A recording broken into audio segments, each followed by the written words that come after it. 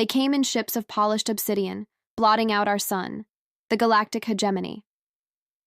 Their offer was simple, broadcast on every screen, in every language simultaneously. Lay down your arms, your squabbles, your chaotic independence. Join us.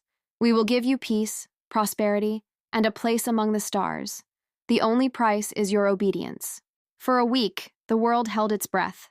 Governments debated, generals planned futile defenses, and people watched the sky in fear.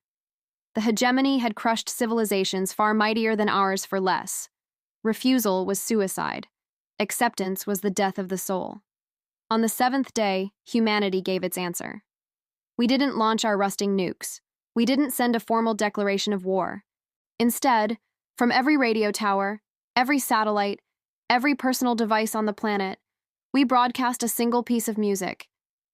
It wasn't a battle hymn or a song of defiance. It was a lullaby, composed in a frantic, global collaboration of 1,000 different cultures.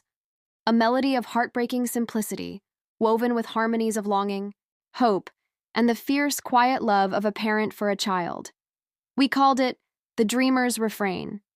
The hegemony's fleet hung silent in our orbit. Their commanders were baffled. Was this a code? A new type of psychological weapon? They analyzed it, dissected its frequencies, and found nothing. It was just a song. In their vast, orderly empire, art was a controlled substance, a tool for state propaganda. True, spontaneous creation was a forgotten relic. They dismissed it as the last gasp of a primitive race. But they made one critical mistake.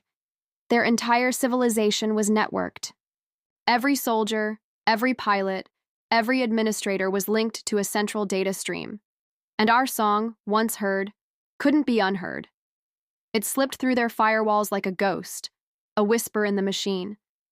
It didn't carry a virus. It carried a feeling. Then, their soldiers began to dream.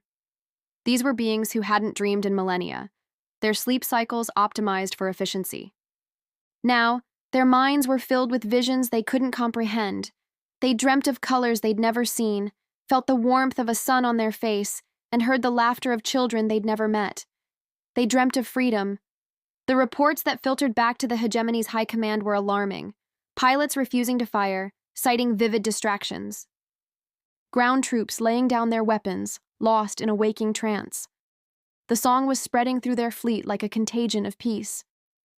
The lullaby we sent into the void wasn't a weapon to destroy them, but a key to unlock something within them, something they had long since buried under layers of duty and obedience. They had offered us their version of peace, a sterile, silent order, but we showed them ours. The chaotic, beautiful, and unconquerable peace that comes from a single, simple act of creation. We didn't fight their fleet. We taught it how to dream of home. And in those dreams, their empire began to crumble, not with a bang, but with a soft, persistent melody. Thank you so much for watching. If you enjoyed this story, don't forget to like, subscribe, and hit that notification bell for more tales from the edge of the universe. See you next time.